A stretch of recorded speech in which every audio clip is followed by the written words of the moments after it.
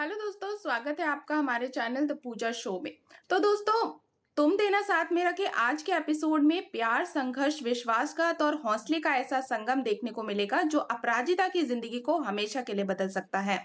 दूसरी तरफ रक्षित अपने दिल की बात समझ चुका है और अब वो अपराजिता के लिए अपने जज्बात छुपा नहीं पा रहा है।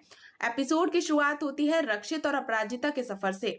बाइक पर साथ जाते हुए दोनों प्यार के बारे में बात करते हैं। रक्षित जब प्रेम का जिक्र करता है तो अपराजिता अपनी सोच साझा करती है। वो कहती है कि सच्चा प्यार किसी को बांधता नहीं है, बल्कि उड़ने के लिए पंख देता है। ऐसा प्यार इंसान के सपनों को सहारा देता है, खुशियां देता है और दो लोगों को साथ मिलकर आगे बढ़ने की ताकत देता है। लेकिन इन शब्दों के पीछे छुपा होता है अपराजिता का दर्द। प्यार की बात करते हुए उसे अपने अतीत की याद आ जाती है।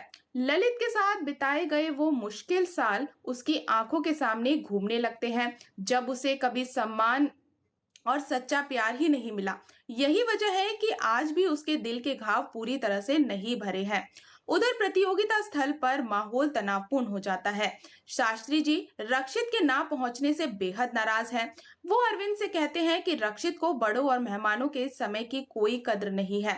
गुस्से में आकर वो वहां से जाने का फैसला कर लेते हैं। अरविंद उन्हें रोकने की पूरी कोशिश करता है और विनती करता है कि वो सिर्फ उसे 10 मिनट का इंतजार करने के लिए कहता है। लेकिन काफी समझाने के बाद शास्त्री जी मान जाते हैं, लेकिन चेतावनी देते हैं कि इसके बाद वो 1 मिनट नहीं रुकेंगे। इसी बीच इरा की बेचैनी बढ़ जाती है। वो रक्षित को फोन करती है। बाइक चलाने में व्यस्त रक्षित फोन उठाने के लिए अपराजिता से कहता है।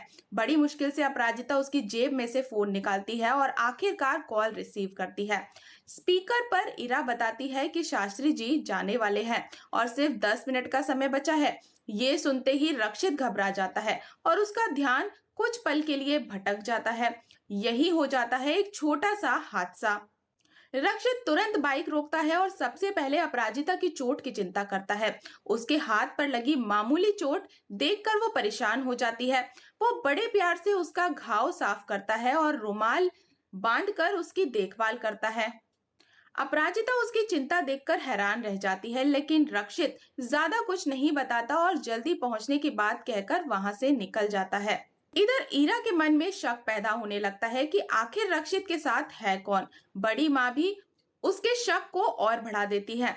कुछ देर बाद सभी को चौंकाते हुए रक्षित और अपराजिता बाइक पर प्रतियोगिता स्थल पर पहुंचते हैं। दोनों की एंट्री हर किसी का ध्यान अपनी ओर खींच लेती है। मालती, सुधा, बड़ी माँ और बाकी सभी हैरान रह जाते हैं। तभी रेवा मजाक में अपराजिता को रक्षित की गर्लफ्रेंड कह देती है। ये सुनकर अपराजिता शर्म से लाल हो जाती है और रक्षित के पीछे छुप जाती है।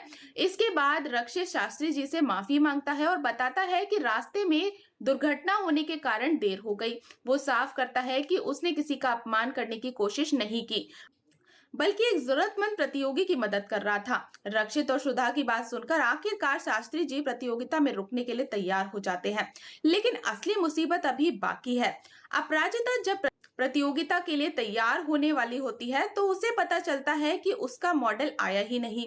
बिना मॉडल के उसकी सारी मेहनत बर्बाद होती हुई नजर आती है।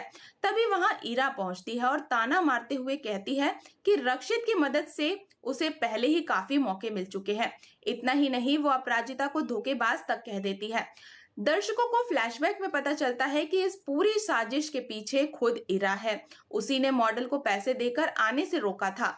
अपराजिता पूरी तरह टूट जाती है। वो आराध्या से संपर्क करने की काफी कोशिश करती है, लेकिन उसका फोन बंद होता है। हर तरफ से उम्मीद खत्म होती हुई नजर आती है। तभी उसकी जिंदगी में उम्मीद की एक किरण बनकर आता है रक्षित। वो अपराजिता को हार मानने से रोकता है और कहता है कि असली विजेता वही होता है जो मुश्किल हालात में भी लड़ना नहीं छोड़ता। फिर रक्षित एक ऐसा सुझाव देता है जिसे सुनकर अपराजिता दंग रह जाती है कि अगर मॉडल नहीं आई तो वो खुद अपनी साड़ी की मॉडल बने। ये सुनते ही अपराजिता के पुराने जख्म फिर ताजा हो जाते हैं। उसे याद आता है कि कैसे ललित ने हमेशा उसकी आजादी छीन ली थी और उसके आत्मविश्वास को तोड़ दिया था। फैसला अपराजिता को करना है। क्या वो अपने अतीत के डर को हराकर मंच पर कदम रखेगी? सबसे बड़ा सवाल यही है, क्या रक्षित आखिरकार अपने दिल की बात अपराजिता से कह देगा? एपिसोड के अंत में रक्षित अपने प्यार का इजहार करते हुए अपराजिता से उसका साथ मांगता है। ये पल साफ संकेत देता है कि दोनों के रिश्ते में अब एक बड़ा मोड़ आने वाला है।